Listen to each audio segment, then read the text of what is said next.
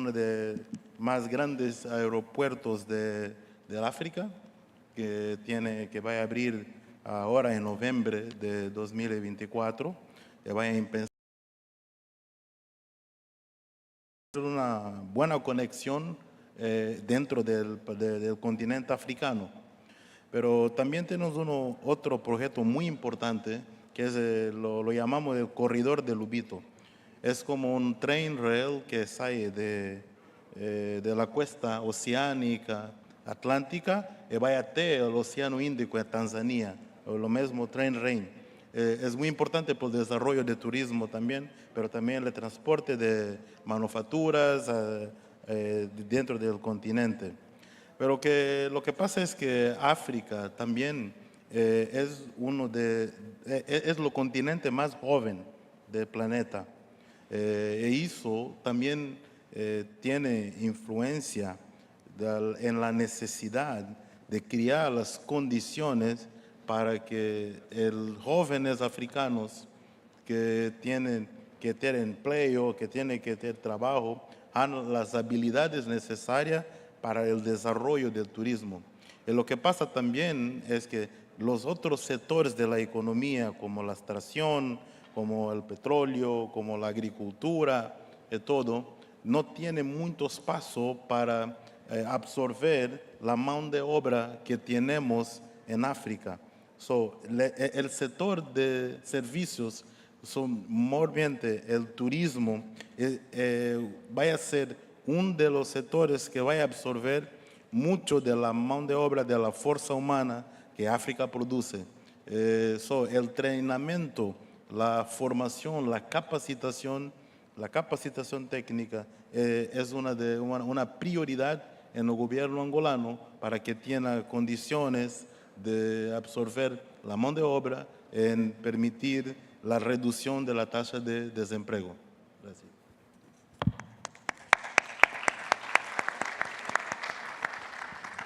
Muy bien, ministro. Seguramente tendremos que hacer ahora cursos en portugués. Eso es una deuda que tengo a nivel personal. Ya sé que Gustavo y Jaime me van a ayudar en eso. Seguramente pronto los podremos anunciar. Rafael, volvemos a la casa, volvemos a Dominicana. Estaba leyendo yo que República Dominicana es el segundo país en América Latina que más empleo genera gracias al turismo. 16% del empleo en República Dominicana se debe al turismo. ¿Cómo sostener esas cifras? Ustedes y nosotros, ONU Turismo y Infotep, estamos trabajando por crear carreras técnicas en turismo. ¿Cuál es tu visión, Rafael? Bueno, en primer lugar, nosotros hemos apostado a la educación.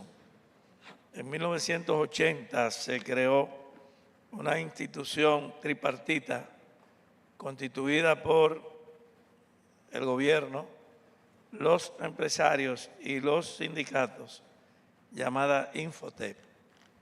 Justamente en esta institución, que no es solo un centro de formación, sino un sistema de regulación de la formación técnico-media, hemos aquí en este territorio, esta provincia se llama la provincia de la Altagracia, tenemos una escuela que hemos capacitado más de 15.000 técnicos de la industria turística. También vamos a abrir una escuela en la parte de Sabana de la Mar, Miches, que ya en noviembre estaremos inaugurando, de la industria turística, un viejo hotel transformado en escuela. En la provincia Sur, Barahona, para el polo turístico que se está construyendo en Pedernales. Y justamente estamos llevando el Infotep a donde vive la gente y no querer traer la gente a donde esté el Infotep. En ese sentido, del 2020 al 2024 hemos pasado de 8 centros tecnológicos que tiene Infotep a 53 en todo el país, así como ha crecido el desarrollo turístico, la economía, ha sido gracias a una política de formación de los recursos humanos. Aquí vemos en este video cómo de parte de la educación se está desarrollando oportunidades para la gente. Es un área de empleo básicamente de jóvenes que han estado en un proceso de abandono de la escuela formal. Cada día es más la deserción. En América Latina llaman los nini, los jóvenes que ni estudian ni trabajan. Nosotros preferimos decirle los sin, los sin empleo y sin escuela, porque hay un deseo, pero en este tiempo de revoluciones industriales, estamos en la cuarta revolución, la currícula tradicional de nuestros sistemas educativos es muy larga. Los muchachos no pueden esperar tanto. Entonces hay que acelerar el conocimiento y nosotros damos más formación, que quiere decir 80% de práctica y 20% de teoría. Eso ha sido exitoso y por eso hoy en nuestra, así igual que Argentina, también tenemos una plataforma virtual donde por la experiencia de la pandemia no se cerró la formación gracias a esa plataforma virtual y ahí impartimos más de 50 cursos desde chef, desde sommelier hasta inglés bien aprendido. Y ahora mismo, en este momento que yo hablo para ustedes, se están desarrollando en la web una cantidad de formaciones, aparte de tutoriales, aparte de capacitaciones breves o microcertificaciones. Por ejemplo, nosotros estamos capacitando a los dueños de, aquí le llaman colmado, en El Salvador y Honduras le dicen pulpería, creo, a un establecimiento que expende productos básicamente al menudeo. Nosotros tenemos 75,000 negocios de esos y estamos enseñando a los empleados a manipular bien los alimentos. Y eso lo estamos haciendo por una aplicación de WhatsApp. Es decir que estamos utilizando las redes sociales, la modernidad, la tecnología y la inteligencia artificial para acelerar el conocimiento y la instrucción. La OIT acaba de emitir una resolución, una declaración, la 208-23, sobre los aprendizajes de calidad. Y en ese sentido, nosotros estamos teniendo éxito en lo que llamamos la formación dual. En este hotel, por ejemplo, y en toda la cadena Meliá y en toda la cadena del Grupo Piñero, el Infotel tiene la formación dentro de las mismas instalaciones hoteleras. Y eso nos permite enseñar, pero a la vez fidelizar con esa empresa y sobre todo disciplinar a los trabajadores del turismo. En síntesis, quiero en este video que ustedes están viendo mostrarles lo que es la parte a donde está yendo el Infotel del futuro, que ya es presente. Los campos inteligentes nuestros para monitorear el currículo, la seguridad perimetral, la ciberseguridad y data center que vamos a inaugurar el próximo 17 de este mes. Y también tenemos una academia de certificación de competencia TIC, una aula polimedia y todo lo que podamos utilizar para que los cursos que antes duraban 2 años puedan hacerse en 6 o 7 meses. Estamos a las órdenes de ustedes, ya estamos recibiendo aquí gente de nuestros países hermanos que vienen a compartir y a recibir experiencia de la formación de la industria turística a través de la educación. Y ahora vamos también para la Academia de ONU Turismo. Hemos sido recientemente acogidos como afiliados y damos gracias por esa aceptación.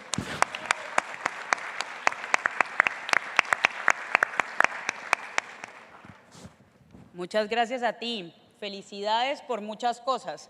La primera, porque vi que Huawei está fortaleciendo el hub de tecnología y eso es importantísimo. Cuando uno va a las universidades chinas, Samsung, Huawei, esas son las que invierten en los jóvenes y en los emprendimientos. Qué bueno que ya haya un caso de éxito de tecnología para la gente más necesitada con grandes empresas tecnológicas. Lo segundo, pues yo resumiría todo lo que Rafael dijo en dos palabras: innovación social. Cómo llevar el conocimiento al territorio y que gracias al territorio pues efectivamente la gente crezca y la gente tenga una oportunidad laboral. Y aquí voy a contar dos anécdotas porque usted me estaba inspirando, yo no tengo la culpa que usted me inspire. La primera anécdota me pasó porque estuve revisando, nosotros tenemos una alianza en ONU Turismo para educación, para incluir turismo en las escuelas.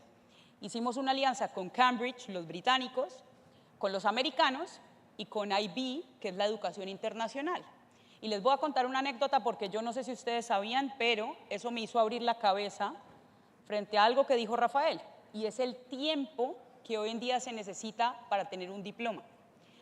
Me decían a mí, los suizos, que es la educación por excelencia en el turismo, cuando hicimos esta alianza, a mí se me hacía muy raro. El grado de turismo lo lanzamos ONU Turismo y la Universidad de Lucerne este año en Madrid, y se me hacía muy curioso que durara solo 3 años.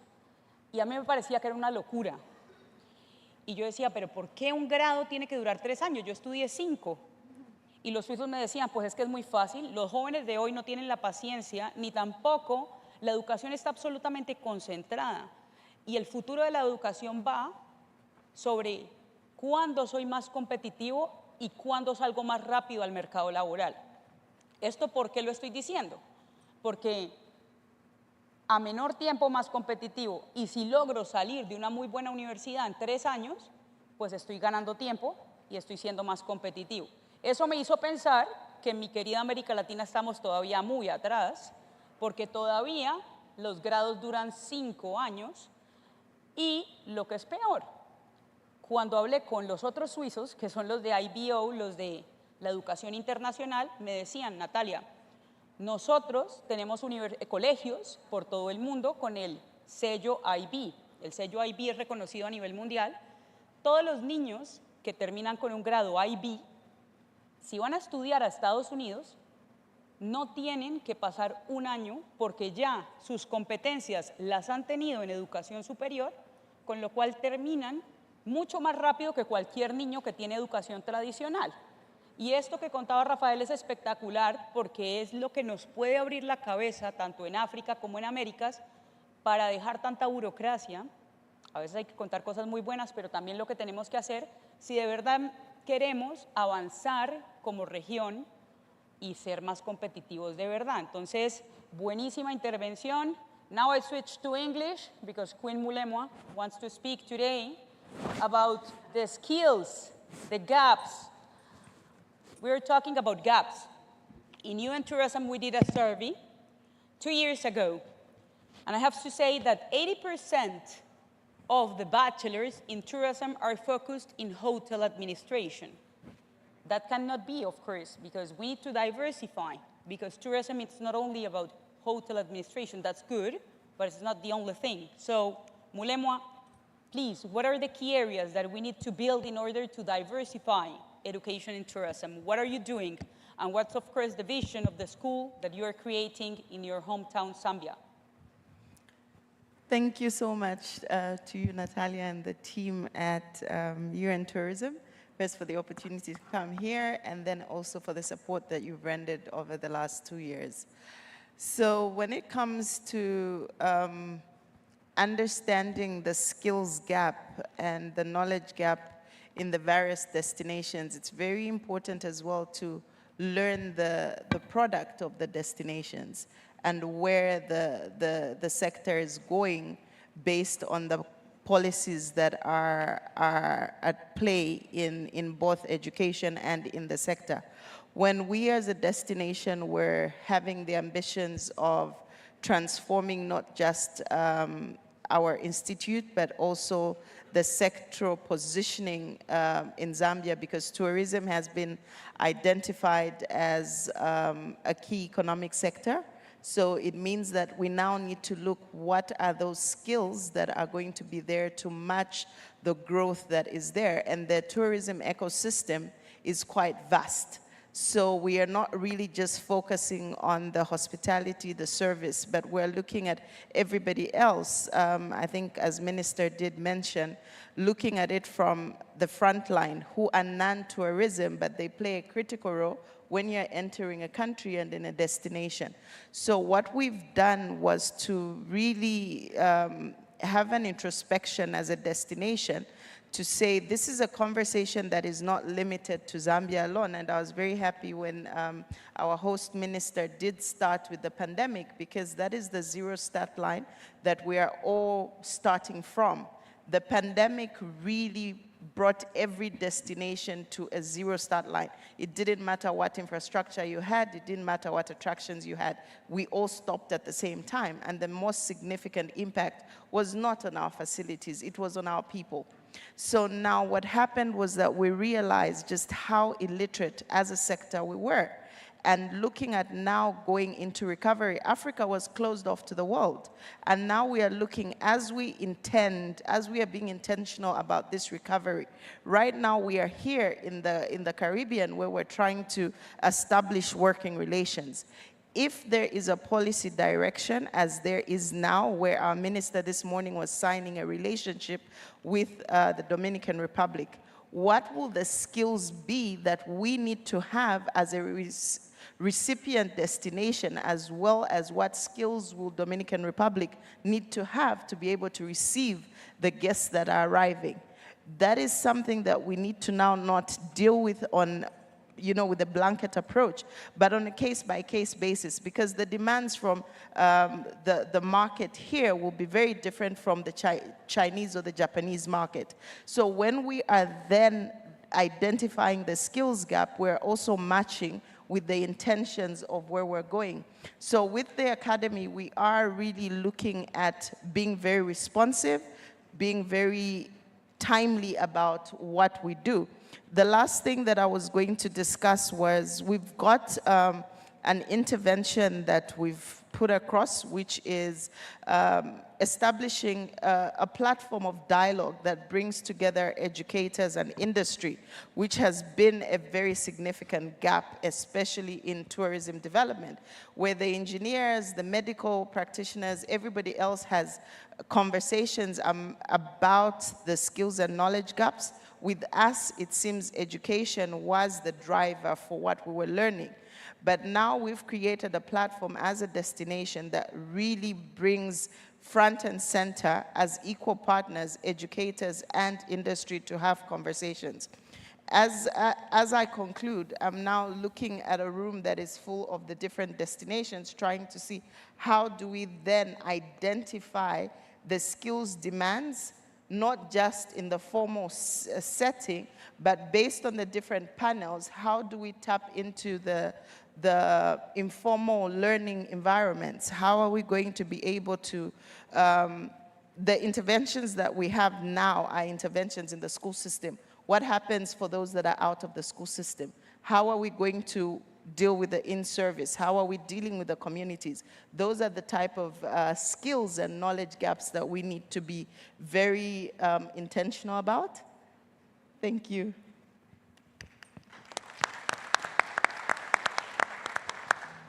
Thank you so much, Mulemwa. And now let's jump to another region, to another continent. Let's go to Switzerland. André, Switzerland is well known because of quality education. Let's inspire, why don't you inspire us? You have been working, EHL is working in the Americas, EHL is working in Africa. So can you provide some examples of things that you're doing over there? Yes, definitely. Thank you. Thank you very much for the invitation and the honor of being here. It takes a lot for a Swiss to be destabilized. I've been destabilized on a regular basis since yesterday. Yesterday I got inspired.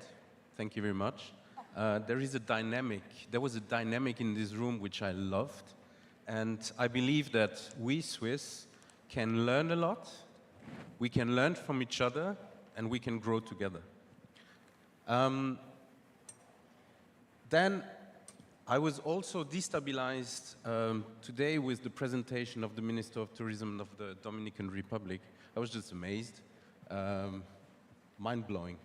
The willingness, the dynamic, the enthusiasm, the capacity to convey a message in such a clear manner, convincing manner, I learned a lot. So thank you very much for that. And this is also very inspiring. So I was totally destabilized. Now the third element for which I was destabilized, but that is very Swiss, is the very fluid, creative timekeeping of the agenda. But you know, a Swiss, when it doesn't start on time, then we lose how we are even called. Now let's go back to your question. Just a bit of humor, come on. Let's go back to your question. A few examples of what we're doing in Africa and in Latin America. So EHL is, especially in Lausanne on our campus, we practice the arts and the sciences of hospitality management education. And we are helping partners in the world to develop and represent exactly the same model, which is demonstrated to work and to not only inspire, motivate the young people to enter within this industry. Because, and I say this up front, for hospitality education, we are in a phase of crisis right now. Let's be very clear. It may not be valid for tourism education, but for hospitality per se, we are in the phase of crisis. Since COVID, the number of students has reduced drastically. There have been schools that have closed. There are projects that are being put on hold, large projects of hotel schools that are being put on hold, because there is currently a lack of attractivity within the hospitality industry. So I would say the inspiring part should come from the industry, from the various players. It starts with the owners, the investors, the management companies, as well as the trade association, who need to work together to start inspiring again and changing the working conditions within this trade. So that being said, we are working with the Moroccan government. We have a Moroccan representative here who talked very well yesterday, and we're working at two levels. At vocational education level, we've developed a license, which is called VET by EHL, which is a turnkey solution, which works on a learning management system that is available in different languages, even Chinese, Spanish, Italian, you name it, Arabic as well, Turkish, Vietnamese. This solution has been developed by us. There are basics in the hospitality industry that need to be mastered. And then we allow localization of the solution. So we form our partner to be able to then take this content, take the methodology, learn about the methodology, have their trainers being trained by us to be able to deliver according to the EHL way of transferring knowledge, skills, and mindset. And then localize it according to their needs, integrate the local culture, integrate the local necessity within the hospitality industry. Because we Swiss, we're just Swiss. There is a Swiss way of delivering hospitality, but there are millions of ways of delivering, and there are needs which are specific to each country. So we absolutely have to allow this localization to happen. Then flexibility of the solution. Typically, there are destinations within Morocco that are seasonal. So why deliver a program that has to start in February and finish in July? Why deliver a program that has to start in September and finish in January? Why not have a program that can run through the summer? Okay? So we need absolutely to allow this flexibility, and this is included within this program. So that is at vocational education level. Currently, there are 7 centers that belong to the government that apply this solution, and the aim, a common aim, is that we have all the centers. I think currently there are 14 that apply exactly the same solution. Employability 100%. Typically, the students would go through, and that is valid worldwide for the VET by EHL. We have 28 centers right now. 50% of the students go through the base level, which is 6 months long. They work then in the industry and then come back 1 year to 2 years later, go through the intermediate level, then work again, and then finish with the advanced level. Then they receive an EHL diploma.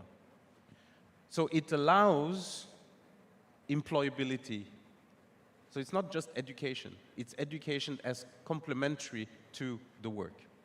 And then we also work in Morocco with UM6B, University Mohammed VI, where we certify the higher education program. And again, here we had the first batch that received their diplomas.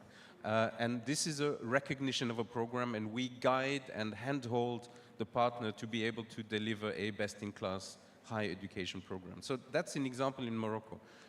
Then we have work in Brazil, in a university there in Brazil, and again, adaptability. The market said, well, there is the need to develop a program, bachelor program, but part-time for people who are at work. Otherwise, this program will not succeed. Now, this is completely different than the bachelors that we offer in general. So we develop a bachelor specific for the Rio and the Brazil situation. And so this is this willingness and capacity to listen to the market and to adapt to what the market really needs and come up with the base of the quality and the excellence, I would say, of Swiss education. You mentioned it earlier, and represented and put in place in local conditions.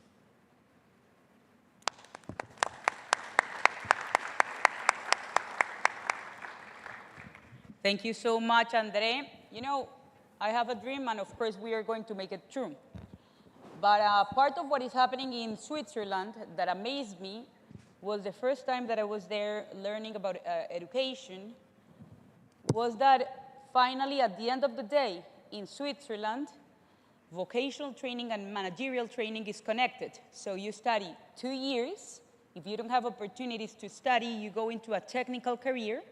But then, the top universities in Switzerland open you the door to go to validate all the curricula. So at the end of the day, you are having the opportunity to become a professional. And that's my desire, to work with Latin America and with Africa, so that little by little we are able to open that door. It's not an easy door because it's mixed with the Ministry of Education, but we are there.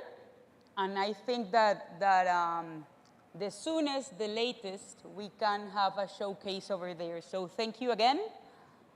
Just as an example for this, to portray very 20 seconds, because people are hungry. I thought education was key. The CEO of UBS has done an apprenticeship. And he's one of many thousand leaders within various industries in Switzerland, Germany, Austria, because this is where it's coming from. Apprenticeship are being praised and considered as important as higher education. I think this helps a lot. Thank you. Last but not least, Paul, you're the Vice Chancellor of the University of Zimbabwe. The whole day you're dealing with the students. That's an amazing world, no? Because it's people that are always creating, dreaming. What do you see in the future of tourism? What do you see in the students that are coming to the university? Thank you very much, Natalia. I think to start with, I think I just want to thank the warm hospitality we have received and continue to receive from the wonderful people of the Dominican Republic. And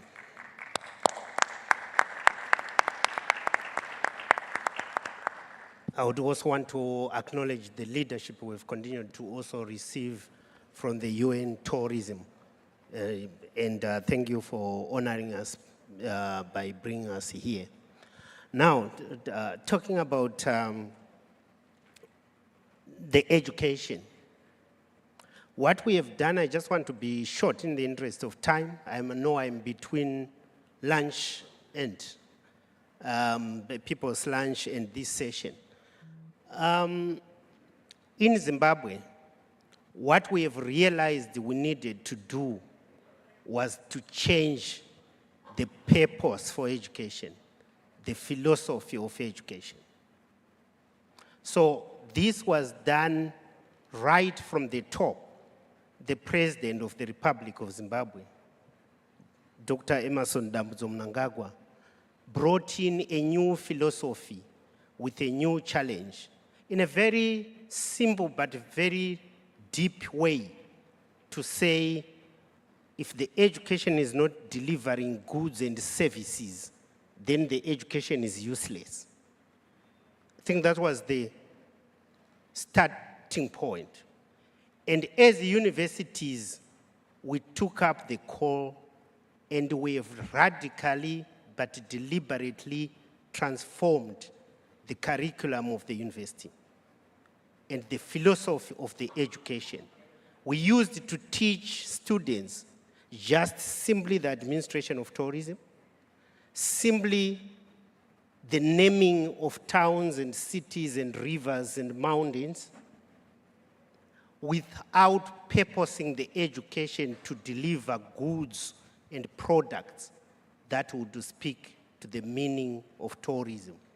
So with our new curriculum, with our new programs, tourism has a different meaning.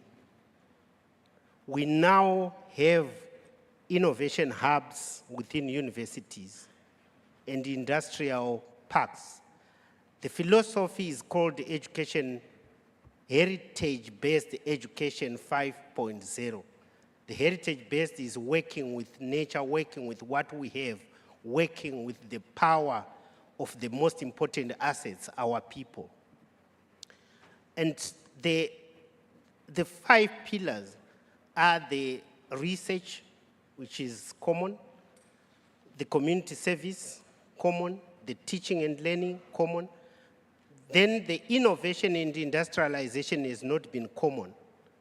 So our meaning to innovation, our meaning to industrialization, that angers on science, technology, and innovation brings a whole new thrust to tourism.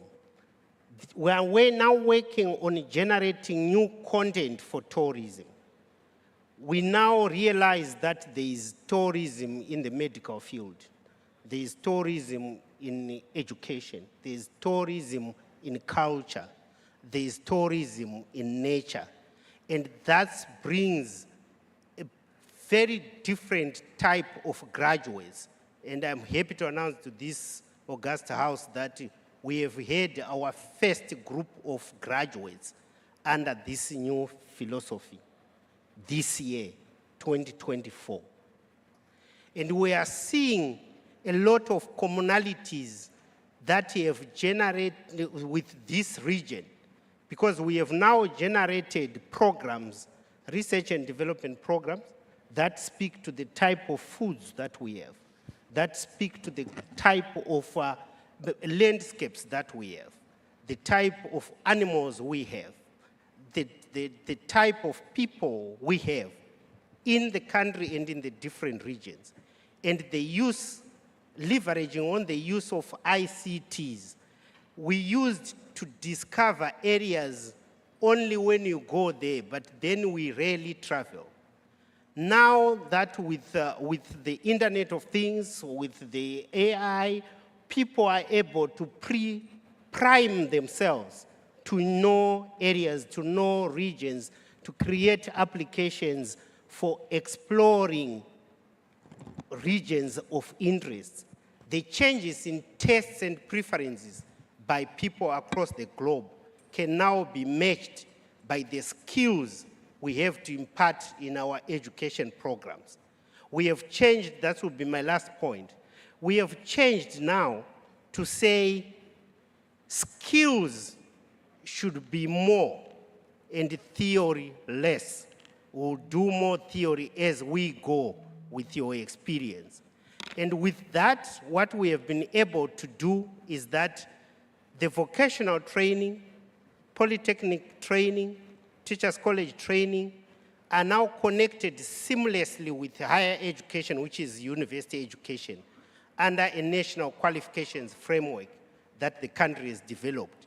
So it becomes seamless to connect people from training from all the different sectors and they still can get a degree in tourism in various areas. We have introduced culinary arts, gastronomy tourism, and other related areas of tourism development through that change in philosophy.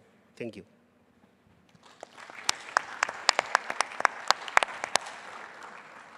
Thank you so much, Paul. You made a very important point that is hyper-personalization, ¿no? That's a challenge. Quizás la educación turística es la más compleja de todas.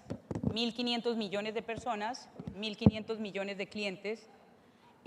Educar para servir a 1.500 millones de personas es absolutamente complejo. Así que el mundo está en nuestras manos, la educación del mundo está en nuestras manos. Mil gracias a todos ustedes, panelistas de lujo. Con un fuerte aplauso nos despedimos de este panel.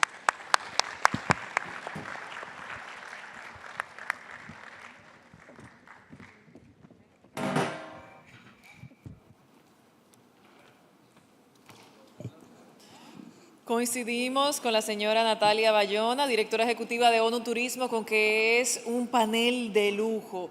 Ha sido de gran provecho poder escuchar cada uno de sus pareceres, señoras y señores. Y a continuación no nos hacemos esperar y pasamos al panel de cierre que estará,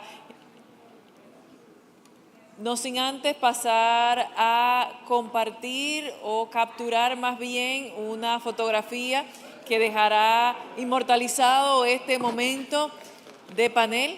Cada uno de sus integrantes aprovecha y se coloca en nuestra escalera para poder tomar una imagen que quedará para nuestra historia, en la cual la señora Natalia Bayona, directora ejecutiva de ONU Turismo, ha moderado el panel, que ha tenido como panelista a su vez a Morena Valdés, a Daniel Marcio de Jesús, a Yanina Martínez, a Paul Macfumo, a André Mac, a Mulemwa Monguacua y a Rafael Santos. Aquí están ellos. Vamos a repetir este aplauso, señoras y señores, para nuestros panelistas y moderadoras, quienes están construyendo un mejor mañana desde el día de hoy. Así se ha titulado nuestro panel, que recién finaliza y ha sido de gran provecho para esta cumbre de ONU Turismo, África y las Américas. Nuestros panelistas ahora se acercan a sus asientos para poder dar continuidad a nuestra agenda, y para el siguiente momento vamos a avanzar en esta primera cumbre. CAFCAM estará enfocándose el siguiente panel en jóvenes talentos liderando la transformación, y para ello queremos pedir que nuestro moderador se aproxime. Nos referimos al señor Javier Valdés Agramón, director de Iniciativas Estratégicas y Crecimiento para LATAM en Forbes. A subir a este escenario, los micrófonos son todos suyos. Muchísimas gracias. Gracias a todos por quedarse hasta este momento. Ya es la última parte de nuestra cumbre. Tenemos un panel increíble, refrescante, tan refrescante como el drink que espero que nos echemos después de este panel. No se puede dejar de hilar lo que decía Natalia hace un momento, que es la educación, las inversiones con el emprendimiento. Este panel de cierre es un panel que me apasiona muchísimo, porque tenemos a 6 jóvenes que están liderando la transformación a través del emprendimiento. Es importantísimo hilar las políticas públicas, hilar las iniciativas. Limited.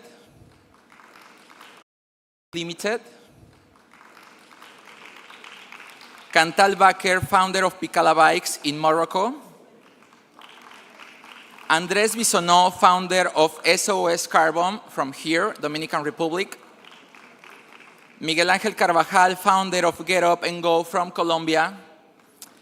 And Tuta Petrus, founder of Kamatjona from Namibia.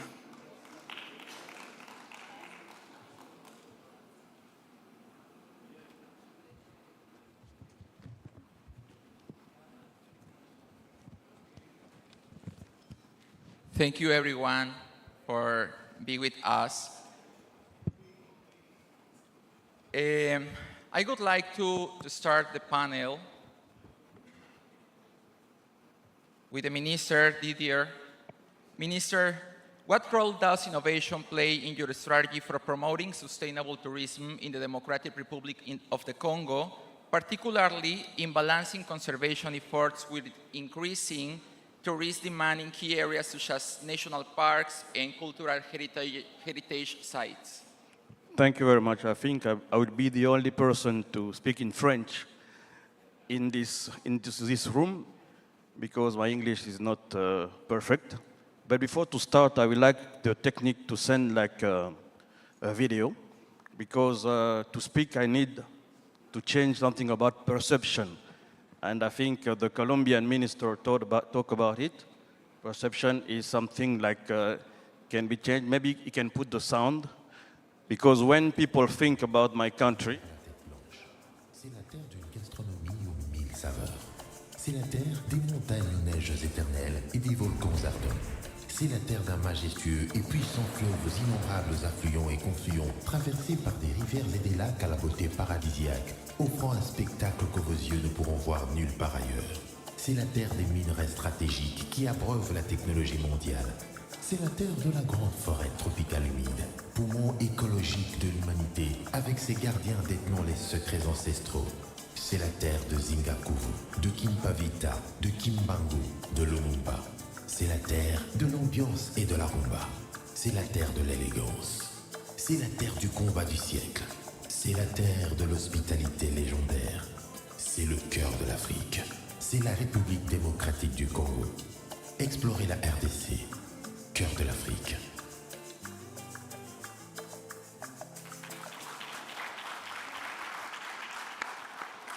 thank you very much, because I know that many of you, when they think about DRC, they think about war, then they think about diamond, but there is other things that you can see. Je vais parler maintenant en français. Alors, la RDC, c'est aussi ça, c'est le poumon écologique, un des poumons écologiques de la planète, avec l'Amazonie, avec Bornéo et Mekong. Nous détenons à pratiquement 47% des réserves tropicales humides du continent et du monde, et nous avons 10% des réserves d'eau douce de la planète. Alors la question que je me pose ici, comment développer le tourisme tout en préservant l'environnement? C'est ça la question majeure pour mon pays, et comment aussi impliquer la jeunesse dans ce développement-là. La virginité touristique de la RDC, si je peux m'exprimer ainsi, c'est aussi son opportunité, c'est aussi une chance pour nous. Bien que nous ayons quand même été parmi les premiers pays en Afrique à avoir un parc national, qui est le parc de Virunga. Le 21 avril prochain, nous allons fêter les 100 ans du parc de Virunga et je vous inviterai à venir faire un tour pour découvrir ce que nous avons comme patrimoine mondial. Je peux parler entre autres des gorilles de montagne et des gorilles de plaine. 80% des gorilles des montagnes, par exemple, sont en RDC et les 20% restants sont partagés entre l'Ouganda et le Rwanda. La RDC, c'est aussi un sous-continent qui permet d'explorer donc différentes avenues. Mais pour y arriver, je peux me lever pour me montrer cette carte. Ce diagramme explique un peu notre approche. Si je peux me lever, can I wake up? Vous pouvez voir qu'il y a plusieurs éléments qui permettent de créer de l'emploi pour les plus jeunes et surtout de développer les régions les plus éloignées. Si on parle par exemple de transport, nous développons avec des jeunes entreprises des compagnies de transport. Si on parle d'hébergement et de restauration, il y a des petits sites qui peuvent être créés par les nationaux. Le but étant que toute cette synergie permette à des centres ruraux, locaux, de devenir des centres de développement. Parce que nous avons près de 10 sites de l'UNESCO considérés comme des aires protégées. Mais comment protéger ces aires-là si les gens qui vivent autour de ces aires-là ne profitent pas de cette protection. Pour préserver l'environnement, en même temps que nous allons développer les centres ruraux où il y a des possibilités, c'est le modèle que nous présentons ici et qui est un écosystème qui amène le développement. On m'a dit qu'il y a quelques années ici, Punta Cana n'était pas ce qu'il est aujourd'hui. Mais il y a eu des partenariats publics-privés entre, par exemple, l'entreprise Melia et votre pays qui ont permis de développer ici tout ce qu'on voit aujourd'hui. C'est le genre de partenariat que nous voulons développer aussi, qui vont permettre justement d'avoir un impact sur les communautés locales, tout en préservant l'environnement et en créant des entreprises locales qui permettent le développement dans les milieux les plus reculés. I have to stop there because when I start talking about this, I can talk about an hour. Thank you very much. Thank you, Minister. Para los que no tengan un traductor de francés o no hablan francés, el ministro se acaba de comprometer de invitarnos a la República del Congo. Entonces, el compromiso está hecho, esperamos estar pronto por allá. Ayula, you are the founder of Bedouin Limited. How does Bedouin Limited leverage its service as a product model to drive innovation in the industry, such as tourism and hospitality? Gracias. I've been practicing my Spanish, so I'll say buenos dias to everybody. It's a wonderful opportunity to be here today. I'm actually I'm flying the flags of two countries. The first is my home country, Nigeria, and the second is my current country of residence, which is Canada, where I'm also schooling at the University of Waterloo. I'm doing my master's degree in business, entrepreneurship, and technology. So when I started Bedouin 13 years ago, the focus for us was how we could use creative ways to find innovative solutions. And so we do this with a lot of research and design thinking. And in the process, after consulting for a number of companies, I got involved in the tourism industry, through the Nigerian government, which is the NTDC, designing solutions for them. It was in this time that we were able to find that there were a lot of gaps in that space. And along the line, we've developed a number of solutions. The first one started in 2022, which we call the Tourism Hackathon, Nigeria. The focus for us is, if you know Nigeria, there's a very large youth population that are very, very talented. So we designed this hackathon, which essentially is to find solutions through the application of technology that will jumpstart the tourism ecosystem. And in that time, we've managed to identify like 15 startups, and we've also supported like 100 young entrepreneurs. The solution was actually spotlighted at the G20 summit in India in 2023. And on the final note, I'm currently building a solution through the use of artificial intelligence, which is called Kintrace for us. We've seen that there is a possibility for Africans in diaspora to be able to trace their ancestry. And we can't do this without aggregating a lot of data. So we're currently incubating this at the University of Waterloo in Canada. And it might interest you to know that we've also now found that it's not just an African problem. Apparently, immigrants, people migrate every day. So I've spoken to people from Pakistan, India, China, the Philippines, Colombia, Guyana.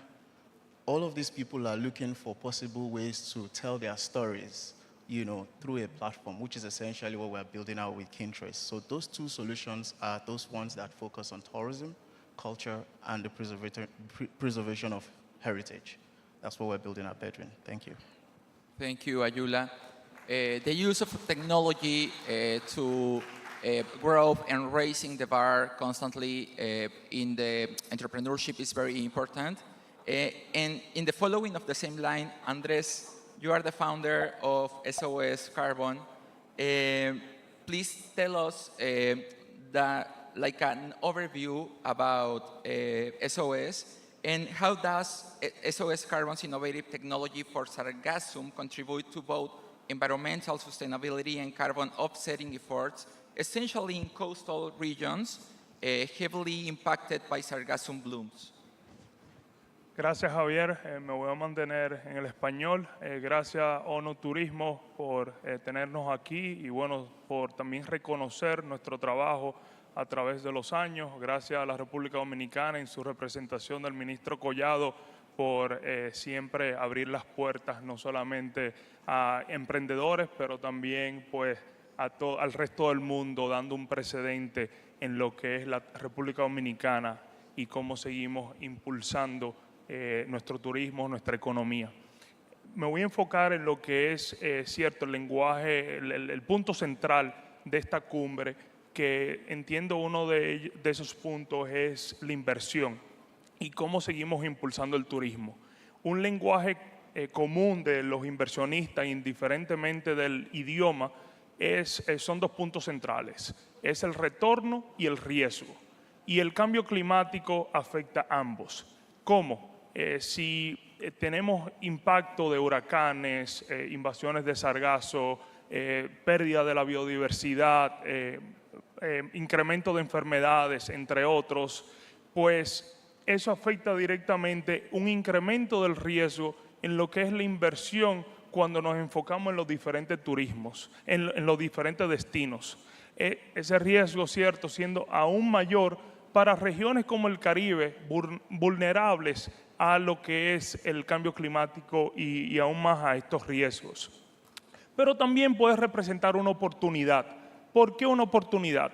Porque desarrollando tecnología y también entendiendo la infraestructura localmente que tienen estos países, podemos aprovechar estos impactos como son las invasiones de sargazos, de algas, para aprovecharla como materia prima y así impulsar otras industrias sostenibles. En SOS Carbon, que somos una organización que nace en el MIT, efectivamente desarrollando tecnología que pone como pilar a nuestras comunidades, pues nos hemos centrado en cómo aprovechar esta crisis climática para tenerla como un recurso de materia prima y así impulsar otras industrias sostenibles. Ya estamos en la agricultura con fertilizantes orgánicos, bioestimulantes y otros insumos y seguimos innovando en lo que es el campo de aprovechar crisis climáticas para convertirla en oportunidades y así pues posicionar a nuestros destinos en lo que es ser más atractivos para incrementar el retorno y disminuir el riesgo.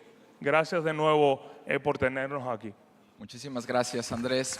Creo que todos hemos visto el incremento justamente del sargazo en las diferentes playas del Caribe y hace un momento platicando con Andrés, nunca he tenido el gusto de estar en África, pero me decía que es parte de lo que comparten ambos continentes y esta huella del impacto ambiental que estamos teniendo hoy en día se está viendo reflejada en lo que está tratando de solucionar justamente la compañía de Andrés. Siguiendo en la misma línea, siguiendo con el tema de impacto social y siguiendo con el idioma español, Miguel Ángel Carvajal es el co-founder de Get Up and Go Colombia, una compañía que está buscando rescatar las zonas post-conflicto en Colombia. Él creó una solución junto con su equipo que justamente está impulsando el recibir a jóvenes de diferentes lugares del mundo a tener una estancia en esta región, generar inclusive alguna actividad de voluntariado. Miguel, platícanos por favor cómo una solución como Get Up and Go integra este modelo de turismo sustentable con todos estos esfuerzos de regresar la paz a la región en donde tú estás trabajando y cómo un modelo como este inclusive se pudiera replicar en otras partes del mundo. Okay, thank you so much for that question. So something really important before answering the question is to give a context to it. So I come from Colombia, the second most biodiverse country in the world. You are all invited to the beauty of nature and the warm hearts of people. But well, definitely if there's the beautiful things like Cartagena, Medellin, and Bogota, there's also problems like in every country. But especially in the southwest of Colombia, the area where I'm from, we had bigger challenges. Actually, some of the guerrilla groups that were part of the armed conflict were born in my region, and then the conflict is very, very, very strong even in some of these times. So, well, we're walking to peace, and then there was some areas that were war zones before, but that now are safe, secure, and that they are beautiful. So what we're trying to do is to bring tourists to these areas. So I think that the beauty of tourism is its transformative power. And for that, I want to tell you how tourism used to be 8 years ago when we started and how it is now. So the first thing is definitely that in Colombia, only 5% of people speak English, meaning that the international tourism has a big gap to be covered. For that, we started to partnership with universities who taught languages, English and French, in order for them, university students, to be guides for the international tourists that we were receiving. Before us, there was only Spanish tours in the cities and in the rural zones of Cauca, my region. Now, we can receive tourists in German, French, English, Spanish, and Portuguese. So we can have a better possibility to have a bigger and a stronger connection with tourists. The second one, it's the stay. So usually in my capital city, Popayan, people will stay for 1 day. And they will basically stay because they were coming from Ecuador to the north part of Colombia, especially to Cali, the salsa capital. So well, they will stay for just 1 day to know the capital, a beautiful colonial city, or they may stay for 1 week if they wanted also to go around the rural zones. But was it possible to stay longer? The answer that we had is yes. Now we have a program for people who want to be volunteers in Popayan and in the rural zones of Cauca. They stay within 1 month to 11 months. So we're partnership with different organizations, the German government, and different platforms all around the world in order to bring people to our region so they can work together along locals. They can build infrastructure. They can build solutions. They can teach people what they know, and they can also do art, as murals are very, very important for the transformative power of culture. Finally, we teach and we learn from one another. Spanish is spoken for more than 500 million people in the world. And to every volunteer tourist we have, we teach them Spanish so they can connect in a deeper way with the people. But we also teach English, German, French to the locals so they can also connect from a cultural perspective. So we believe that by doing so, we're transforming and contributing to peace building. As peace building needs a bridge, a language so we can understand one another. It needs time so people can stay and get to know one another, and also needs a connection that goes beyond just getting to know the cities and the rural zones. Thank you so much. Thank you, Miguel Ángel. Justo ayer hablaba con Miguel Ángel de la oportunidad que existen modelos como Get Up and Go, de replicarlo justamente alrededor del mundo, porque existen lamentablemente muchas regiones en conflicto o post-conflicto. Yo soy de Sinaloa, México, no necesito decir más, ¿no? Y entonces creo que justamente modelos como este son ejemplares para levantar otra vez y reintegrar inclusive el tejido social. Tuta, you are the founder of Camayona in Namibia. Camayona offers this amazing experience in between co-living experience, but also a volunteer experience for young people traveling around the world.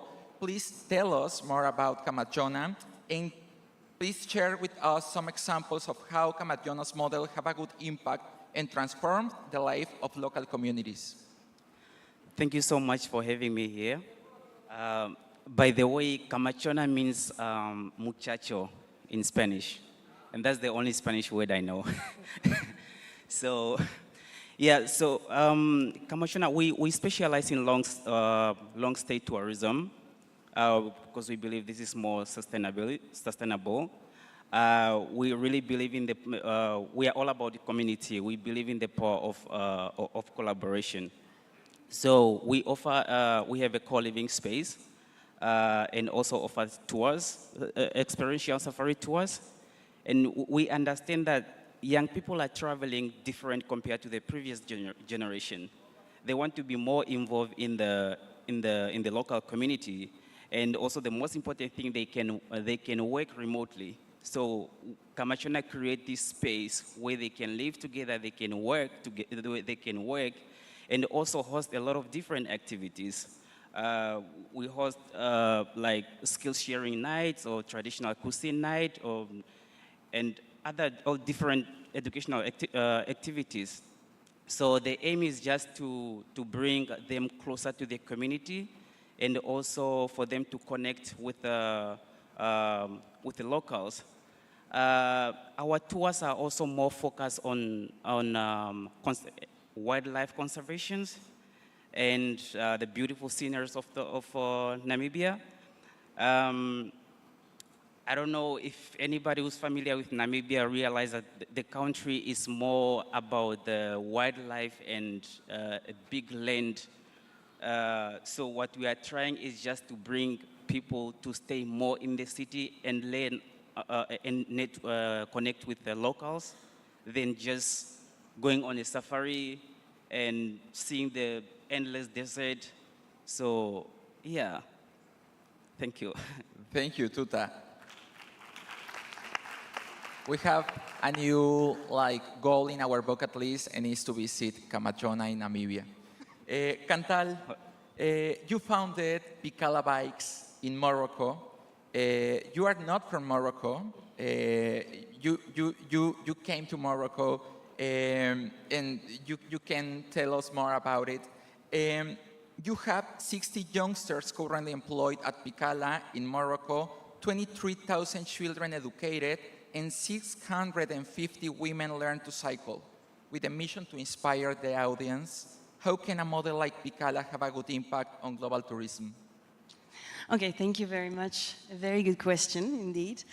So yeah, Picala means bike in local Moroccan street language, slang. And the idea is that what we do, we offer authentic bicycle tours for tourists. So it's an ecotouristic service, and these tours are guided by locally trained Moroccans.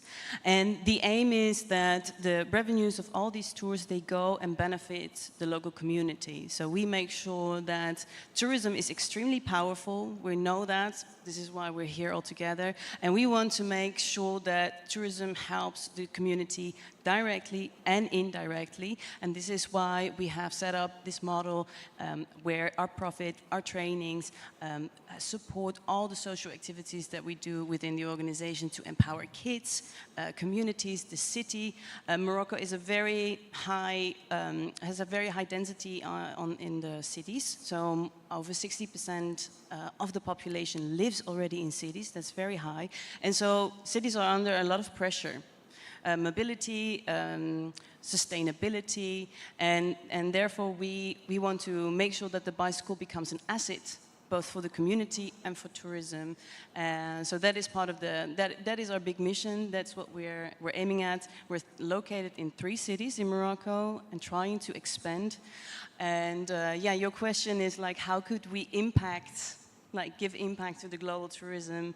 Now that is a challenging question. I think that we need, we need these moments like today to be here, to be part of this event, this Congress of the UNWTO, to learn from each other, to build bridges, to make sure how can we support small initiatives like mine, Picala, to extend its power, to duplicate, to find ways to new countries, to new destinations, because this is a concept that is very duplicatable, and yeah, we would be very happy to see if we can give that impact to other countries and other destinations.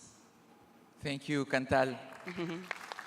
Algo que me parece sumamente inspirador de los emprendedores que conozco es que se enamoran de un problema, se obsesionan con solucionarlo y buscan cualquier alternativa, no precisamente un modelo de negocio per se, sino que van pivotando o iterando con la intención de encontrar cómo solucionar ese problema. Desde un emprendedor que tiene un producto o que crea productos para solucionar diversas causas, hasta renta de bicicletas, espacios de co-living o una compañía que junto con el MIT está solucionando el problema de sargazo en el mundo. Panelists, we would like to continue, but we don't have more time. I'd like to hear your final thoughts of this panel. Minister, would you like to add something else? Yes, I'll try to speak in English, huh? Because at the beginning you asked me what are the innovative way the young people do to do a new way of tourism that preserve the environment.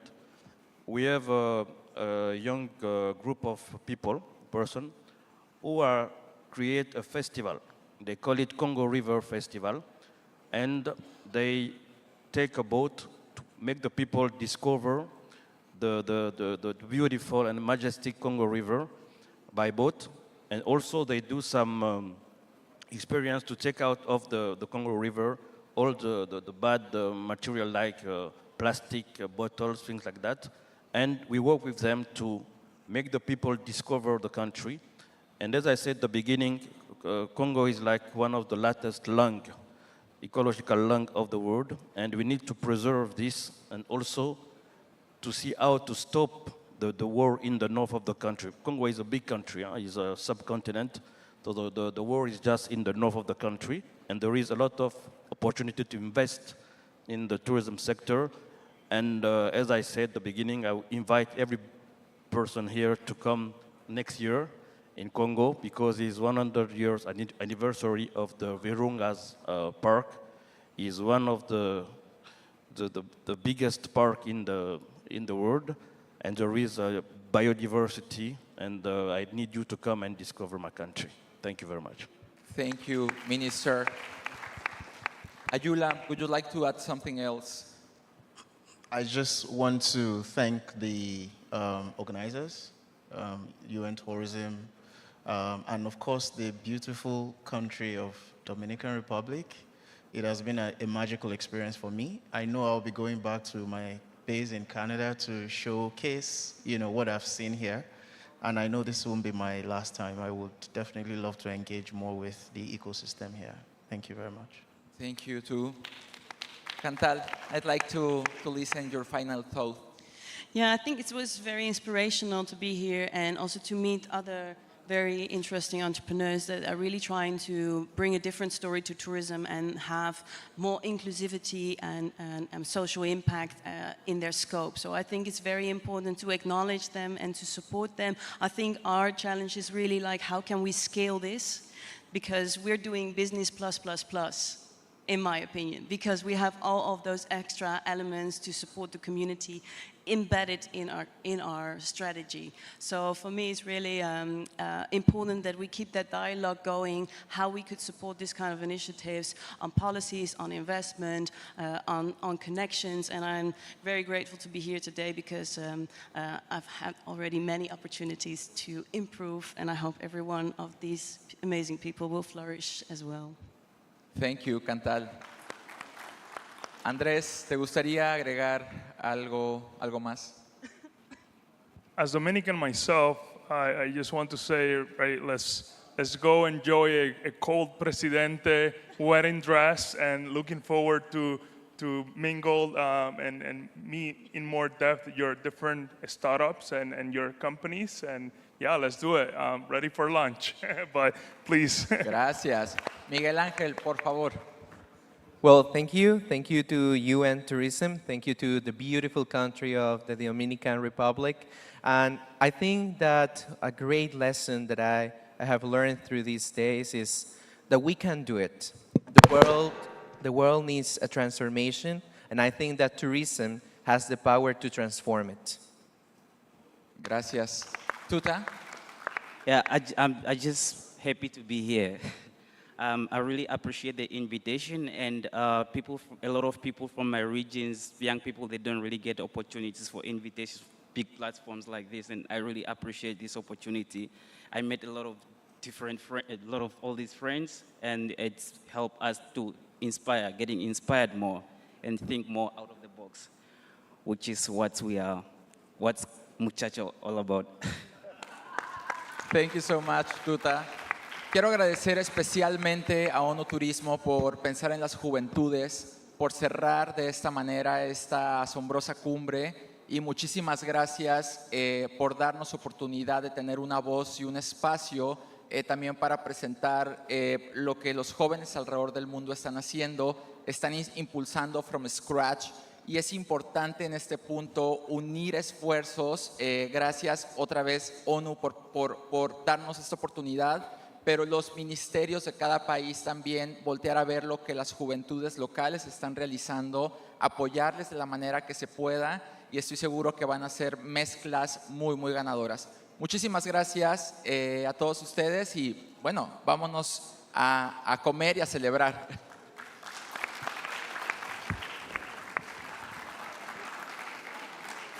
Gracias, muchísimas gracias a este panel de jóvenes talentos liderando la transformación. Pedimos por favor a nuestros panelistas que pueden pasar al centro. Hacemos una última fotografía rápidamente, por favor. Nuestro moderador, el señor Javier Valdés Agramón, director de Iniciativas Estratégicas y Crecimiento para la TAM en Forbes. Así como también, gracias por esa moderación de lujo. También dar las gracias a Didier, a Ayola, a Andrés, a Miguel, a Tuta y a Chantal por ser parte de esta conversación que pone también la responsabilidad sobre las nuevas generaciones a asumir el liderazgo que también les corresponde para construir esta narrativa en torno al turismo de África y las Américas. Así que muchísimas gracias a ellos por su participación.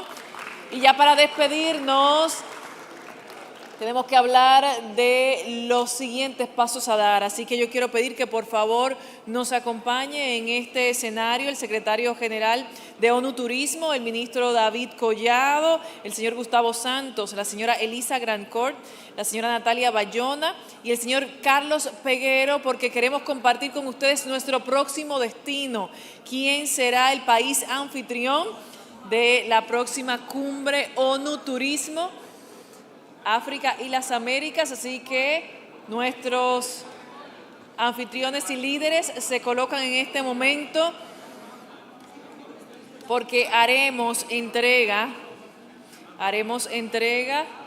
al país anfitrión de la próxima cumbre. Para ello queremos pedir por favor que nos acompañe el ministro Rodney Sikumba. Y es que nuestro próximo país anfitrión es Zambia.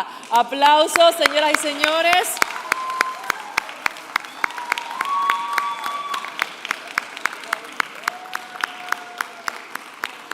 Recibe en nombre del país anfitrión, la República de Zambia, el ministro de Turismo, el señor Rodney Sikumba. Recibirá de manos del ministro David Collado una estatuilla como símbolo de ese traspaso de anfitrionía de la cumbre ONU Turismo para África y las Américas, recordando que es una estatuilla de Juan Trinidad, escultor dominicano, quien ha sido emblemático en esta cumbre, y nosotros más que fascinados de poder conocer nuestro próximo destino. Así que, señoras y señores, en este momento que se toma la última fotografía oficial, queremos pasar un balance a sabiendas de que hemos concluido exitosamente nuestro programa. Todo final, como bien sabemos, es un nuevo comienzo, así que les invitamos a continuar con estas ideas, con estas iniciativas planteadas, que sin duda son el punto de partida para un mayor acercamiento entre África y las Américas. Cedemos el micrófono en este momento al ministro David Collado. Para nosotros, la República Dominicana, es un gran honor que esta primera iniciativa de una reunión ONU Turismo entre dos continentes el americano y el africano, no se quedara aquí, sino que estamos haciendo el traspaso. El año que viene va a Zambia.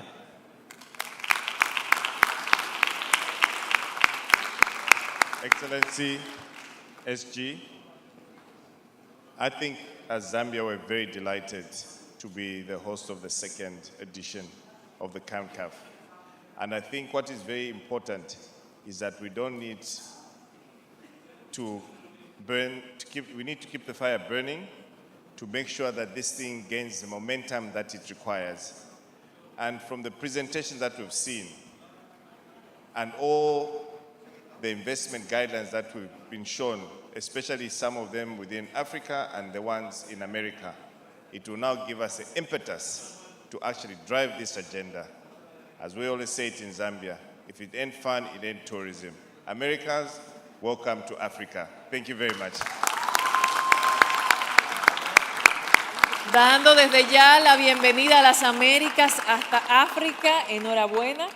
Palabras ahora del señor secretario general. Cerramos. Ok. Como decía querido Javier, no hay mucho tiempo, pues vamos a terminar. Hay mucho tiempo, pero nos espera playa, nos espera comida y agradezco a todos dominicanos y dominicanas para este gran evento y vamos, y we will miss you, all of you. And I'm sure that all participants will miss Punta Cana and the Dominican Republic. Thank you, all of you, again, to make us so happy because tourism is industry of happiness. And we are here in another great destination, which is absolutely different, absolutely unique and authentic is Zambia. I'm very thankful to the Minister immediately to decide this afternoon to bring all of us, and we will be much more, and to write second page of this history and the story, and we will bring the world closer. In Victoria Falls, in Zambia, in Livingstone, and the places will be limited. Be hurried to be there. Visit Zambia and invest in Zambia. This will be the theme of next our meeting, and I'm sure that we will large. And after this meeting, there will be more and more interest for this nice and wonderful meeting. Thank you, dear minister, dear friends, and see you in Livingstone.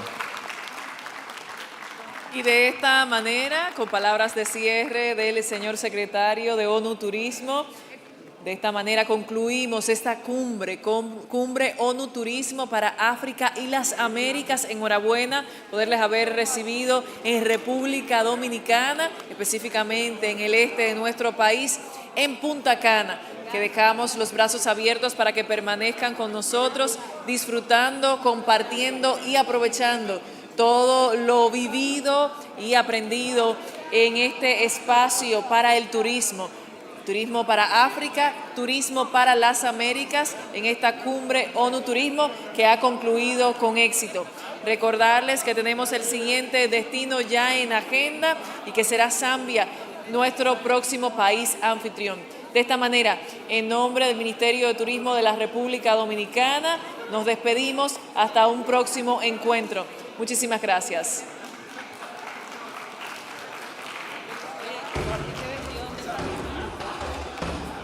Explore and experience the magnificence that is Zambia, a thrill-seeker's paradise blessed with some of the most breathtaking adrenaline activities on Earth. Choose from whitewater rafting to gorge swings to bungee jumps and set your inner superhero free. If being up close and personal with nature is more to your liking, then we have just the thing for you.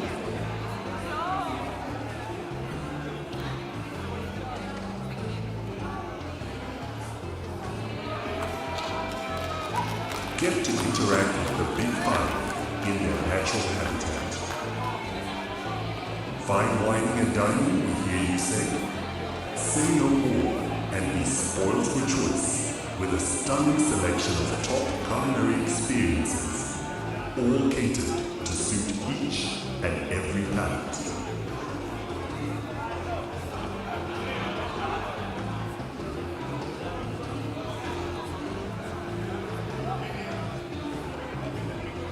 And then there's the nightlife.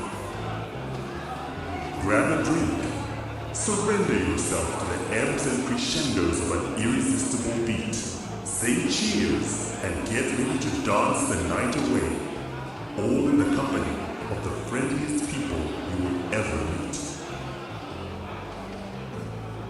Immerse yourself in the rich culture, movements, colors, pulse, rhythms, and energy that make up the unique fabric of Zambian society.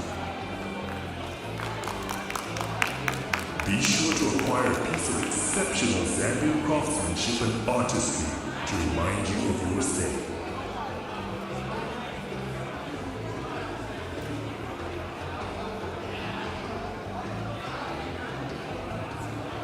Travel back in time and explore the foundations of Zambia's history by visiting one of our numerous museums. So whether it is supremely fitted conferencing facilities, accommodation and amenities,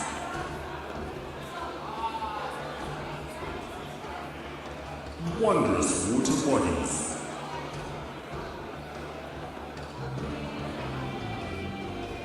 or undisturbed nature, this is your best destination. Zambia, let's explore.